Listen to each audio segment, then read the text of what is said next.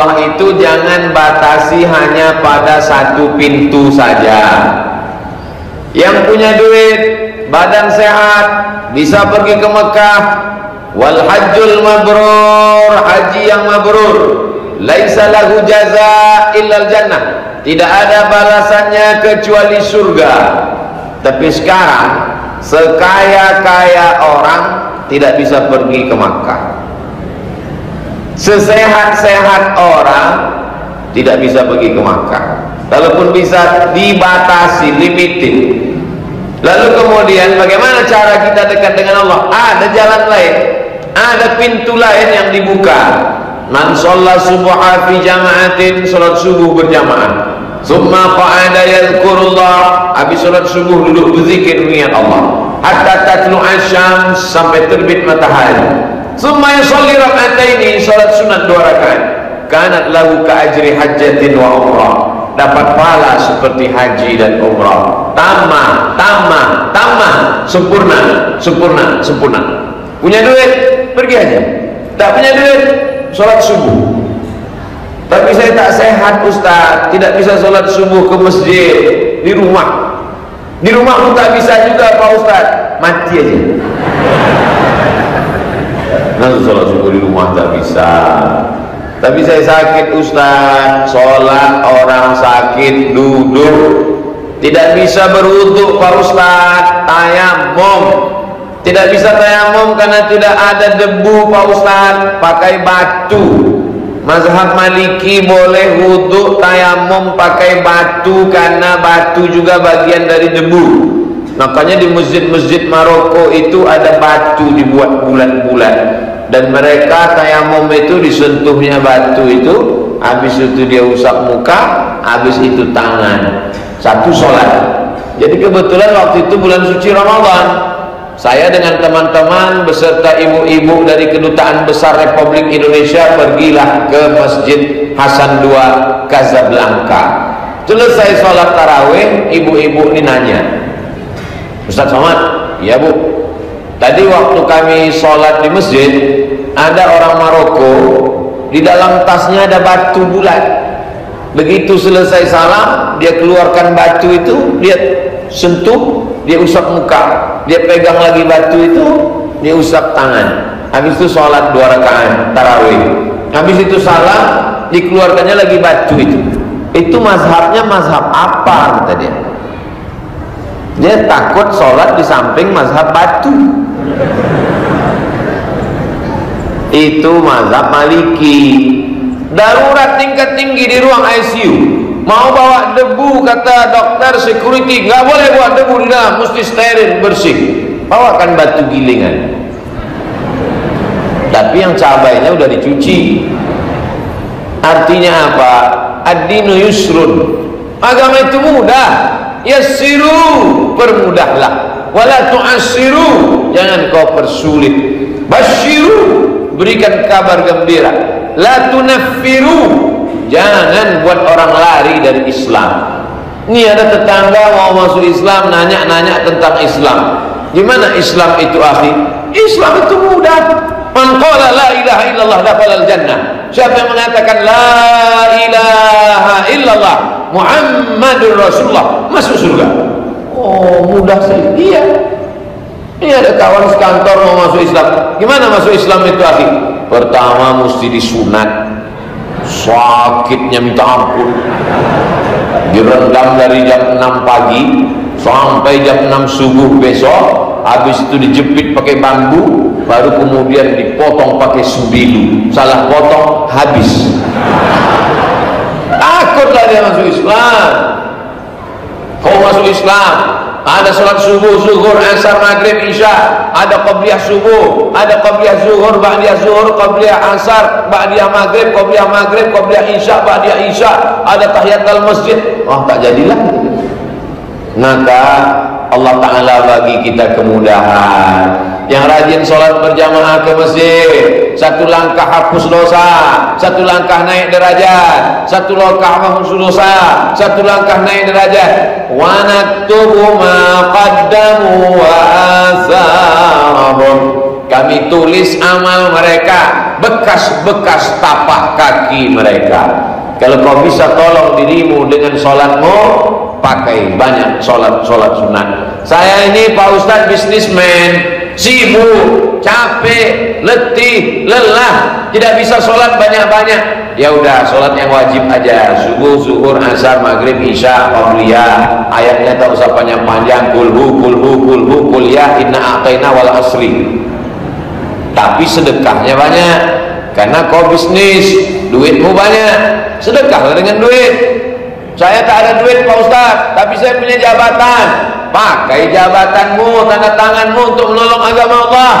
Saya tak ada jabatan, saya tak ada duit, tenaga pun tak ada, saya pun miskin, sakit-sakitan. Berdoa kepada Allah. Mungkin doamu makbul karena dosamu tak banyak, bukan karena tak mau buat dosa, tapi memang kesempatan tak ada.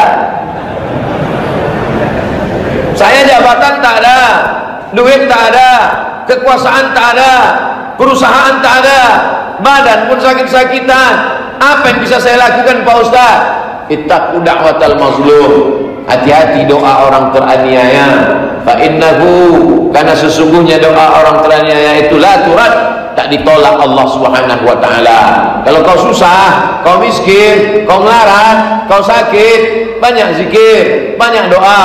Doamu menembus pintu langit. Jangan pernah putus asa. Ini udah sakit, nyabu. La ilaha illallah Muhammadur Rasulullah.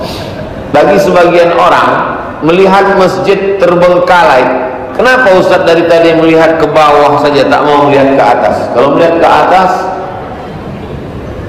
bagi sebagian orang melihat masjid terbengkalai, stres dia, depresi dia, karena dia terpikir nanti duit dia akan keluar. Tapi bagi orang yang melihat ini sebagai peluang investasi akhirat, maka melihat masjid belum selesai, melihat ada iklan pembebasan tanah, melihat ada program wakaf, bebaskan tanah 1 meternya 1 juta, bisa hadiahkan pahalanya untuk almarhum almarhumah. Langsung dia datang ke pengurus masjid, untuk saya 1 juta, istri saya 1 juta, anak saya 1 juta, menantu saya 1 juta, tolong tuliskan nama saya bayar tahun depan. Paling tidak dengan itu dia bersemangat bekerja. Yang selama ini cari duit, mau ganti sepatu baru, mobil baru, rehab rumah baru, mau ganti motor baru, mau pakai cincin gelang rantai, maka sejak itu orientasinya berubah. Aku mesti cari duit untuk membebaskan tanah wakaf. Jadi tanah wakaf inilah yang tidak akan hilang ketika kita mati. Bapak ibu yang punya tanah luas 10 hektar, 100 hektar, berapa tanah Pak Haji? Ya nggak banyak lah Pak Ustaz. Berapa hektar? Malu saya cerita sama Ustaz. Nggak apa-apa, kan sama saya Ustaz. Berapa hektar Pak Haji? Ya sejauh mata memandang lah Pak Ustaz. Maka tanahmu yang sejauh mata memandang, kalau kau mati tinggal Pak Haji, tinggal Pak Haji. Tanahmu yang banyak, luas, di atasnya ada ruko, di atasnya ada rumah megah, mewah, tinggal kalau kau meninggal. Lalu siapa yang akan mengambil tanah, rumah, mobil itu? Akan diambil oleh istrimu, dan dia akan nikah dengan brownies, berondong manis. Saya bukan mau nakut-nakuti bapak, cuman cerita aja. Ibu, saya tahu ibu senyum walaupun ibu pakai masker. Bapak ibu yang dimuliakan Allah Subhanahu wa taala, ini adik-adik kita yang berjalan pakai rompi merah darah ini, pakai baju putih, maknanya artinya merah darahku, putih tulangku, wakaf kalian akan kusalurkan. Begitulah kira-kira. Dia bawa kantong warna hijau.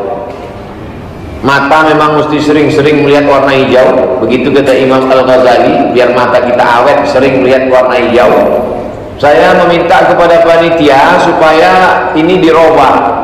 Adik-adik ini bajunya hijau, kantongnya merah. Karena kalau dibuat kantong hijau, saya khawatir duit yang masuk warna.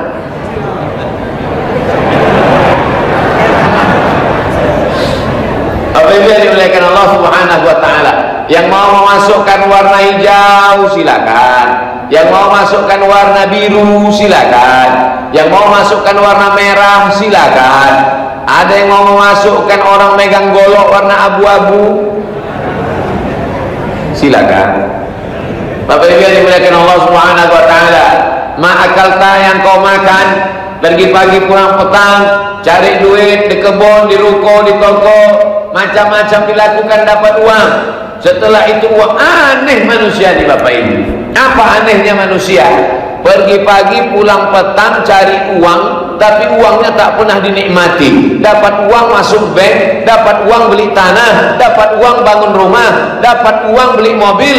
Ketika uang sudah banyak, diserahkan ke dokter spesialis darah tinggi, jantung, koroner. Pak dokter jangan tersinggung, karena yang saya katakan kan betul. Kata dokter jantung, betul. Aneh manusia ini, pagi-pagi perang petang di mana-mana cari uang, di mana-mana mengumpulkan uang. Allah sindir dalam Quran, jama'a malahu wa'addada, mengumpulkan uang dan menghitung. Jamaah ngumpul, addada ngitung, kumpul hitung, naik asam urat rumah sakit.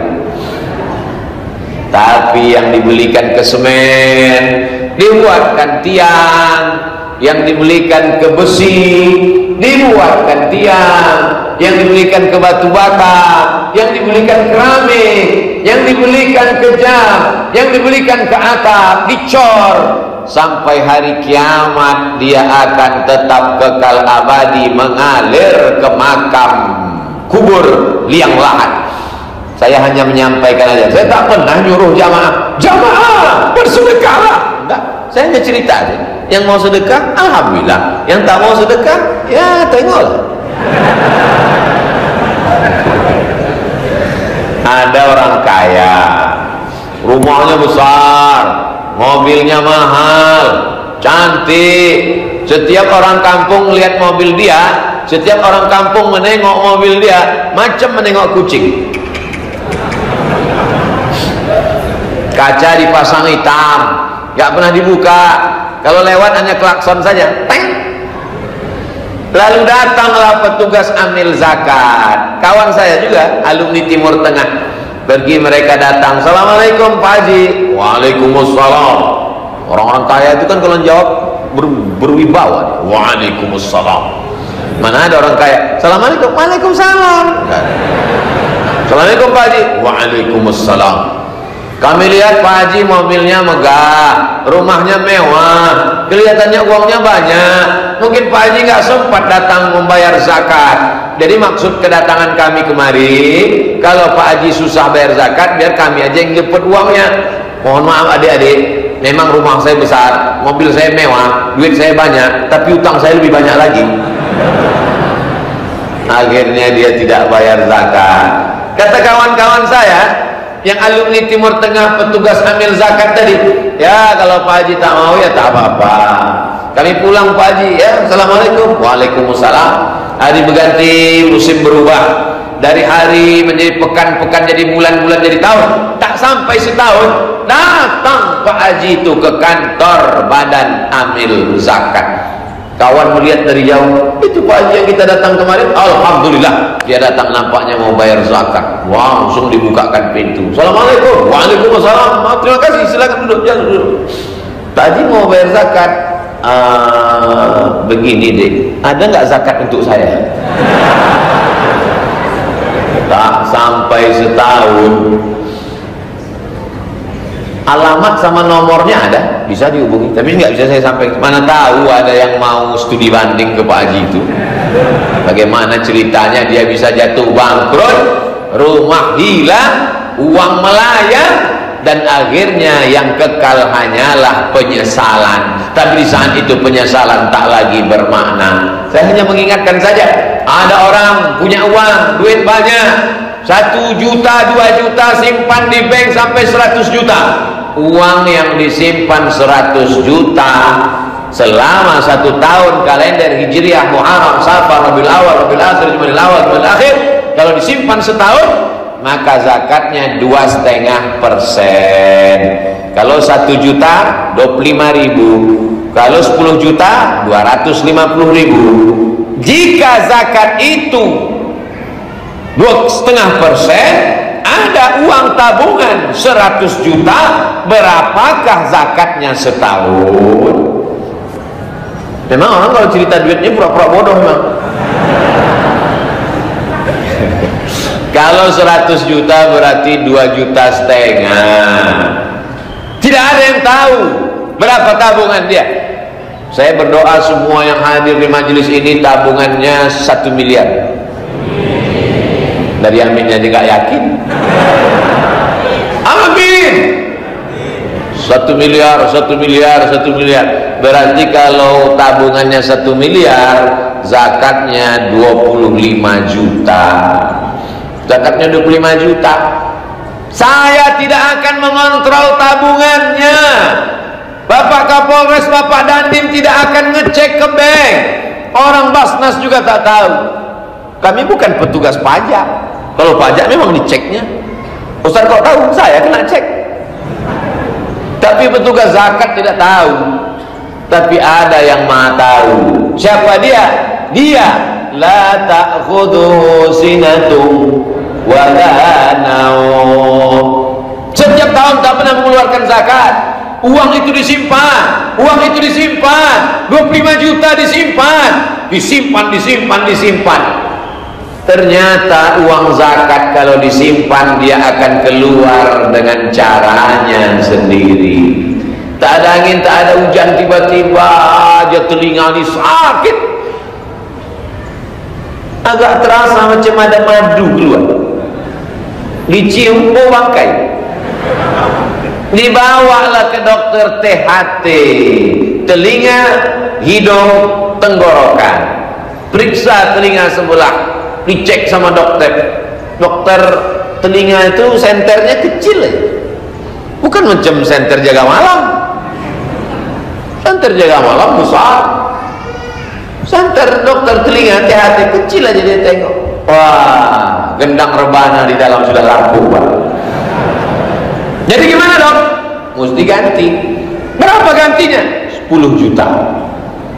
10 juta? Iya. 10 juta gendang setengah. Jadi gimana? Gantinya mesti 1 set. Tak bisa beli 1 gendang. Gendang kanan, gendang kiri. 10 kanan, 10 kiri. Berapa? 20. Ongkos pasang 5 juta. Pas 25.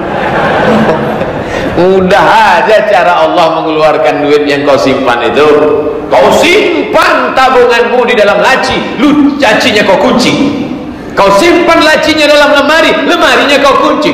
Lemarinya dalam kamar, kamarnya kau kunci. Kamarnya dalam rumah, rumahnya kau kunci. Rumahnya dalam komplek, kompleknya klaster dikunci, security keliling. Tapi Allah Maha tahu untuk mengeluarkan duit tabungan yang kau simpan. Hilang 25 juta. Gimana? Berhenti kita sejenak, coba rasakan. Agak-agak terasa telinga sakit. Saya bukan nakut-nakuti. Adalah pengurus masjid di Pekanbaru Riau ngadu ke saya, Ustaz Somad, ini ada orang kaya jual minyak, dia mau ngasih 100 juta untuk masjid. 100 juta. Kalau 25 juta zakatnya berarti uang dia 1 miliar. Kalau 100 juta berarti uang bapak ini 4 miliar. Saya insya Allah dari berapa zakatnya tahu saya berapa duit dia. Oh, 100 dia mau ngasih Pak, 100 Ustaz. Terus dia ragu, katanya zakat tak boleh untuk masjid. Saya bukalah kitab. Saya ini tak paham, saya bukan imam. Yang imam itu 4, Imam Malik, Imam Hanafi, Imam Maliki, Imam Syafi'i, Imam Hambali. Itulah imam mazhab Ahlussunnah wal Jamaah. Lalu kemudian saya buka-buka, ternyata dalam mazhab Syafi'i ada satu imam namanya Imam Fakhruddin Ar-Razi, meninggal tahun 606 Hijrah. Nama kitabnya Mafatihul Ghaib, dikutip oleh Syekh Ali, dikutip oleh Syekh Atiyah Shaqar dalam kitab Fatwa Al-Azhar, Fatwa Al-Azhar, bahwa katanya zakat itu untuk sabilillah. Innamas shadaqatu lil fuqara masakin wal 'amilina 'alaiha wal mu'allafati qulubuhum wa fir riqab wal gharimin wa fi sabilillah wa banis sabil. Fi sabilillah, ada yang memahami fi sabilillah itu hanya untuk perang, baju besi, tombak, anak panah, pedang. Tapi ternyata kata Imam Ar-Razi, fi sabilillah itu umum, termasuk membangun masjid juga termasuk fi sabilillah. Jadi kalau ada masyarakat yang mau membayarkan zakatnya, jangan sampai gara-gara untuk masjid fakir miskin tak makan. Kasih fakir miskin beberapa persen, sebagiannya serahkan ke masjid. Kalau air, ini bukan zakat, ini sodako. Ustadz Somad, saya ini pedagang, gimana cara ngitung zakat saya Pak Ustadz? Oke, Bapak dagang apa? Dagang air. Airnya apa? Ainikwa.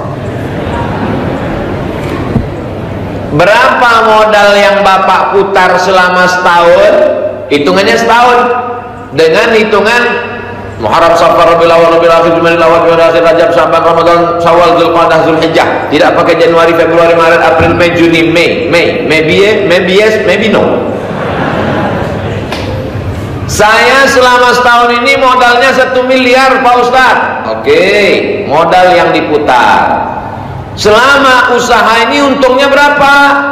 Untungnya setelah dihitung-hitung, jujur 2 miliar Pak Ustaz. Oke, modal yang diputar 1, untungnya 2, 3 miliar. Ada orang berpiutang kepada Bapak, dia ambil air tapi belum bayar.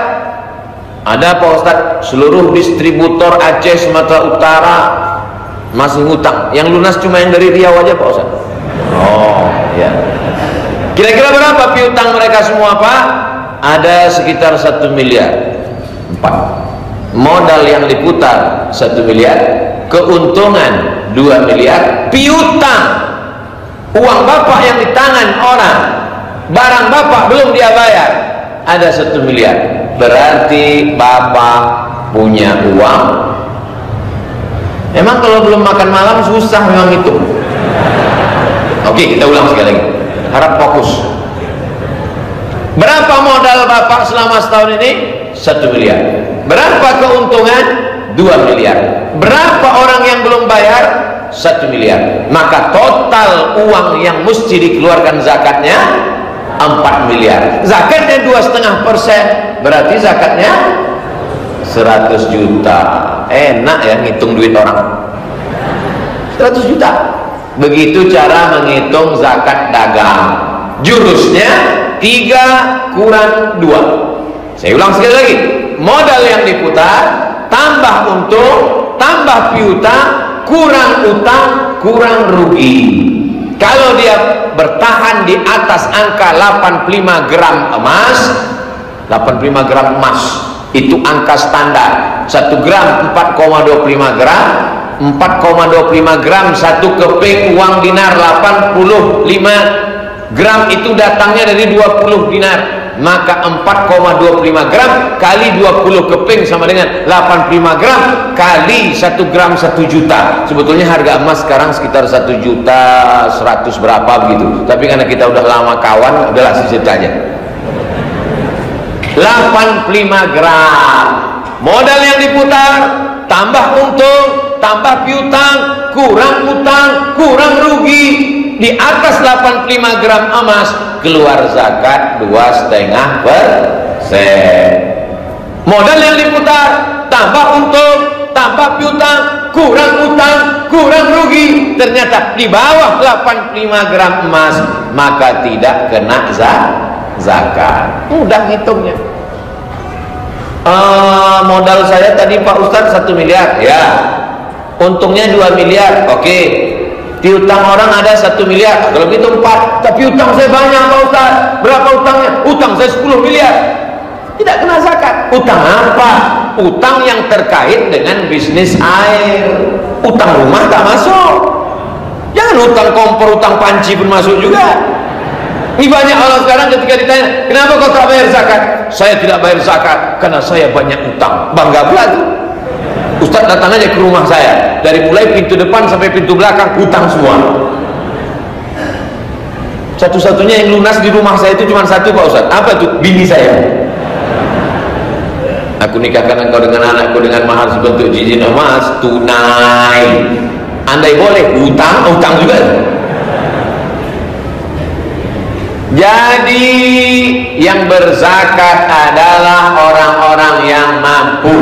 Saya mau mengatakan bahwa Islam itu bukan agama yang keras, bukan agama yang ekstrim. Islam agama yang tegas. Ada ibu-ibu kalau pergi undangan itu wajahnya merah. Kenapa wajahnya merah? Karena anting-antingnya seon sebelah kanan, seperempat sebelah kiri. Apakah perhiasan emas ada zakatnya Pak Ustaz? Gelang, subang, anting, rantai, cincin, 4 di kiri, 4 di kanan. Kalau nawar barang berapa ini? 2 mazhab. Menurut mazhab Hambali, zakat emas perhiasan, laki-laki tak boleh pakai perhiasan emas, perempuan saja. Zakat perhiasan emas, 2 pendapat. Pendapat pertama, emas zakatnya sekali seumur hidup. Pulang dari pengajian ini, ambil gelang, rantai, subang, anting, kumpulkan semua, timbang, keluarkan zakatnya sekali seumur hidup. Zakatnya 2,5%. Hitung uangnya. Cincin berapa gram? 5 gram, 5 juta. Gelang berapa gram? 10 gram, 10 juta. Rantai berapa gram? 15 gram, 15 juta. Total semua keluarkan zakatnya 2,5%. Lagi pula untuk apalah ibu-ibu simpan itu banyak-banyak sampai penuh satu cuci tangan? Nanti ibu meninggal, diambil bapak untuk nikah bini baru. Tapi jangan gara-gara ini nanti ibu pulang sama bapak marah. Habis makan bapak minta kopi. Mana kopi saya? Buat aja sendiri. Patutlah mata kau tajam menengok cincinku selama ini ya. Bukan itu maksud saya Pak. Saya khawatir bapak-bapak ini nanti menghadap ke ketua masjid, jangan undang Abdul Somad lagi, provokator itu. Cara pertama, hitung semua total harganya, keluarkan 2,5%. Cara kedua, zakat perhiasan emas tidak ada zakatnya sebelum mencapai 200 keping dinar. 1 keping dinar 4,25 gram, 200 keping. Kalau 1 keping dinar beratnya 4,25 gram emas, 200 keping baru kena zakat perhiasan. Berapakah berat emas perhiasan yang wajib dizakati? Ingat baik-baik, akan masuk soal CPNS 2021. Maka emas perhiasan baru ada zakatnya kalau beratnya 850 gram. 850 gram itu sekilo kurang 1,5 on. Jadi kalau ada ibu-ibu gelangnya 3 on, 3 on setengah kilo, 3 on, 3 on setengah kilo, sekilo 1 on. Kalau pergi undangan kemana-mana, sebentar-bentar buka, jam berapa ya? Gatal ya. Begitu dia bilang gatal ya, pingsan semua tetangga sebenarnya. Begitu dia bilang jam berapa ya, mencret semua yang sebelah. Maka barulah kena zakat. Jadi masalah zakat perhiasan emas 2 pendapat. Yang pertama, hitung saja berapa banyak, keluarkan sekali seumur hidup. Pendapat yang kedua, nunggu 850 gram baru ada zakatnya. Saya lebih condong kepada pendapat yang pertama. Jangan tunggu 850 gram sekilo kurang 1,5 on, berapapun keluarkan sekali seumur hidup. Ibu condongnya kemana? Saya lebih condong pendapat kedua. Kenapa gitu Bu? Karena emas saya 8 on. Kita bisa seumur hidup tidak berzakat, tidak berinfak, tidak bersedekah, tapi ingat Allah Subhanahu wa taala tahu, wa nahnu aqrabu ilaihi min hablil warid. Kenapa Ustaz tidak cerita sedekah tentang masjid ini? Sedekah sunat, zakat wajib, maka yang wajib ini dulu keluarkan. Bayangkan kalau ibu-ibu yang ada hadir ini mengeluarkan zakat emasnya, diserahkannya untuk membangun ini, insya Allah selesai masjid kita ini, insya Allah. Betul? Takut semua. Tapi biar dimuliakan Allah Subhanahu wa taala, setelah zakat barulah infak. Infak itu benda. Infak air, infak Quran, infak, dia tidak boleh hilang, tak boleh habis. Ini infak saya untuk masjid upah tukang, ini infak saya untuk masjid ganti lampu, ini infak untuk bayar listrik, ini infak untuk air. Yang hilang infak. Benda yang tidak hilang wakaf. Ada kotak diisi duit hari Jumat kalau dia lewat. Kotak apa namanya? Kotak infak. Ya, buat kotak wakaf. Karena tidak ada akad. Wakaf ada akadnya. Aku wakafkan tanah ini 2 hektar ditanami sawit untuk biaya operasional masjid tunai. Ada yang berwakaf, ada yang nerima wakaf, ada benda yang diwakafkan, ada ijab dan qabul. Mana pernah kita ijab qabul sama kotak?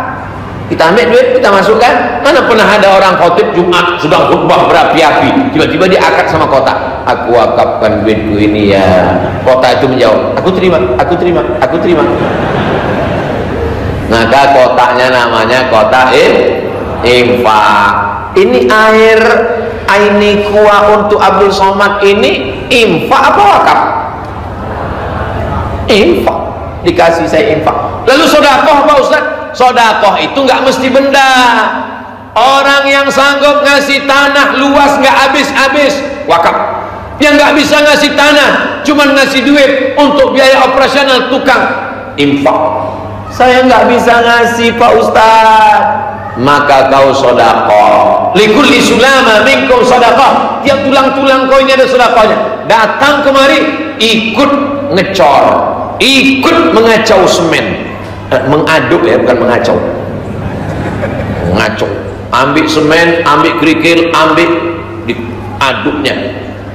Aku tak bisa berinfak, aku tak bisa berwakaf, maka aku ikut gotong royong sampai lecet tanganmu. Itu namanya sedekah. Ikut gotong royong pun tak sanggup juga. Datang kemari, bangkitkan semangat mereka, senyum. Tabassumika fi wajhi akhika sedekah. Senyummu kepada saudaramu sedekah. Sanggup kau kasih wakaf, kasih wakaf. Tak sanggup kasih wakaf, kasih infak. Tak sanggup kasih infak, kasih sedekah. Jangan wakaf tidak, infak tidak, sedekah tidak. Datang kemari, tangan masuk kantong, langsung nengok tiang. Ini nampak tiangnya ini miring sebelah. Kalau ada orang model seperti ini, jangan marah, antukkan aja kepalanya ke tiang. Biar lurus otaknya. Bapak Ibu yang dimuliakan Allah Subhanahu wa taala, Ustaz Somad menyampaikan ini untuk apa? Maka man dalla ala khairin falahu mithlu ajri fa'ilihi. Siapa yang menunjukkan kebaikan, dia akan mendapatkan pahala-pahalanya. Abdul Somad kalau ceramah, habis ceramah selesai, mati, habis ceramahnya berhenti. Enggak tuh. Ustaz Abdul Somad kalau ceramah, selesai ceramah, di rumah kami, di kamar kami, Ustaz tetap ceramah. Iya, karena paket kau ada. Kalau paket tak ada, berhenti. Belum mati, HP kau mati, aku udah mati duluan. Tapi ada yang tak mati. Nih, masjid tak akan mati. Makanya untuk apalah Abdul Somad datang kemari? Abdul Somad datang kemari tausiah, diingatkan tentang zakat, mengingatkan tentang wakaf, mengingatkan tentang infak, mengingatkan tentang sedekah. Selesai masjid, sholat orang, sholat subuh, sholat zuhur, sholat asar, sholat maghrib, sholat isya, sholat tahajud, iktikaf 10 terakhir malam, sholat tarawih, sholat witir. Abdul Somad mati dimakan cacing tanah di Pekanbaru Riau, mengalir pahalanya ke makam Abdul Somad. Tak perlu ada yang setuju mengaminkan.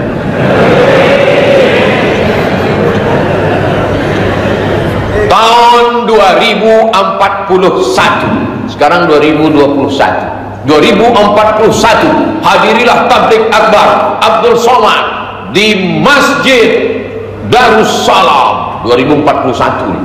Wow, sebagian ini udah meninggal. Ibu-ibu yang berzakat waktu itu masih hidup. Bapak-bapak yang ada membeli semen, ngasih batu bata itu pun masih hidup. Yang tak sedekah itu udah habis dan makan cacing tanah. Subhanallah, dulu waktu saya datang kemari 20 tahun yang lalu, nampak saya besi itu tajam-tajam. Waktu saya kemari tahun 2021 tidak berdinding masjid ini. Tapi sekarang 2041, 20 tahun berlalu, inilah masjid tercantik, lomba masjid terindah sedunia akhirat, menang Masjid Darussalam. Di saat itu mengalirlah pahalanya kepada bapak-bapak, ibu-ibu yang sudah berwakaf menyumbang.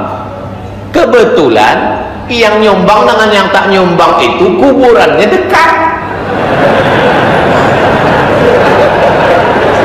Subuh dapat transfer, zuhur dapat transfer, asar dapat transfer, maghrib dapat transfer, isya dapat transfer. Yang sebelah ini nengok, menetes lah Ebrion dia, wah sedap kali kau gitu dia.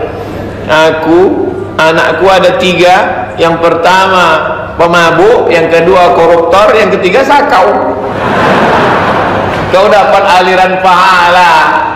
Sampai-sampai jam 8 pagi pun ada juga pahala yang mengalir ke makam di sebelah ini. Jam 8 mana ada orang sholat. Sholat apa dia jam 8? Rupanya ada orang lewat di tepi jalan, singgah dia di WC, lepas bom atom Hiroshima Nagasaki.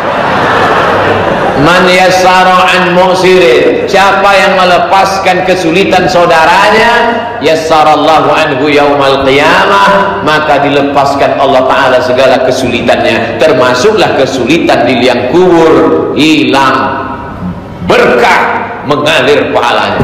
Maka yang sudah memberikan beberapa sak semen, memberikan pasir, sanggup kau memberikan batu bata, kasih batu bata. Tak bisa kau kasih batu bata yang agak kecil dari batu bata, batu kerikil.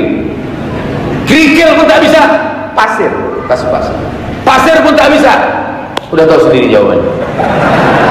Nabi yang dimuliakan Allah Subhanahu wa taala. Ini Ustaz Somad ini hanya ceramah-ceramah aja, ngajak orang berwakaf. Dia sendiri tak pernah berwakaf. Saya mengasih untuk Masjid Darussalam ini 100 sak semen. Nanti saya kirim transfer, minta nomor rekening, saya transfer nanti. Berapa satu sak semen di Loksmal? Hah? 55? Mahal.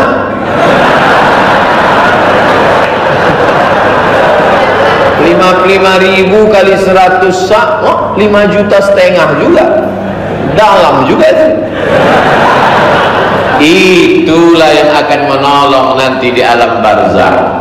Subhanalladzi asra bi'abdihi laylan minal masjidil haram ilal masjidil aqsa alladzi barakna hawlahu linuriyahu min ayatina.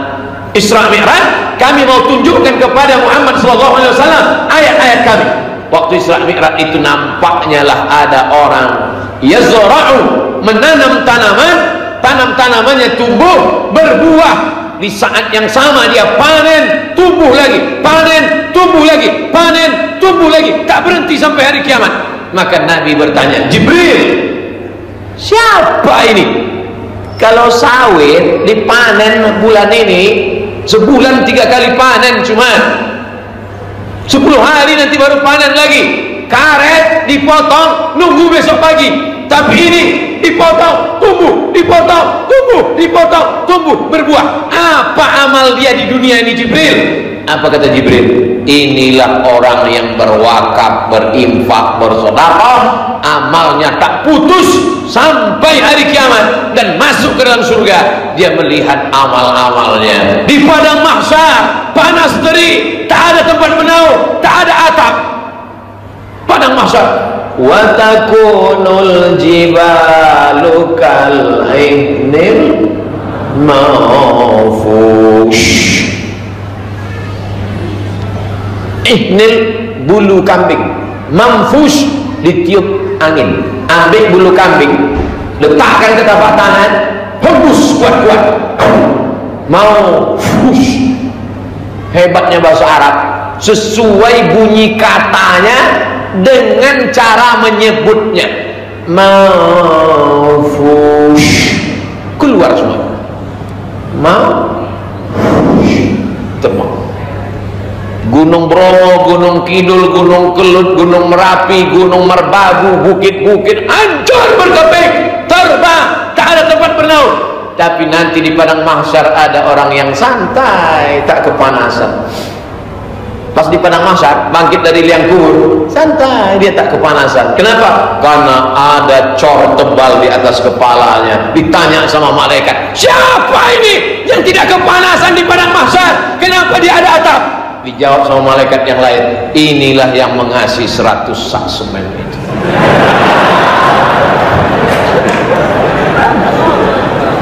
Tapi ada juga nanti di akhirat itu dia tak kepanasan juga, dia slow di padang mahsyar, cuman alasnya tipis, triplek. Ditanya sama malaikat, siapa ini tak kepanasan di padang mahsyar? Inilah yang nyumbang 100.000 kemarin. Triplek, ya paling-paling tahan 2 minggu lah.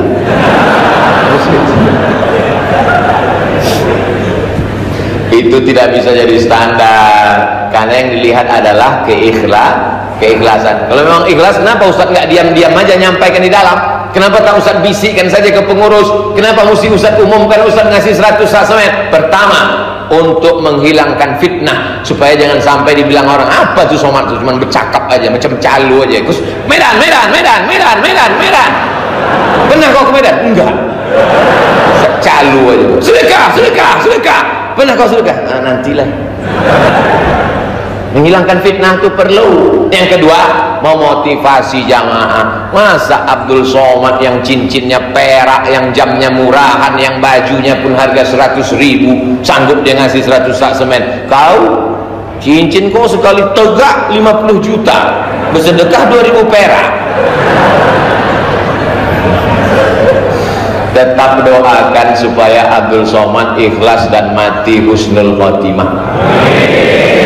Dunia ini godaannya luar biasa Bapak Ibu Saudara sekalian. Ustaz Abdul Somad selesai azan Isya tambah 15 menit, begitu pesan panitia. Azan Isya jam 8, mestinya saya berhenti jam 8.15 sampai hampir jam 8.30. Begitu rupanya kalau kita ceramah di depan orang yang hatinya ikhlas, kita pun ikhlas pula menyampaikan.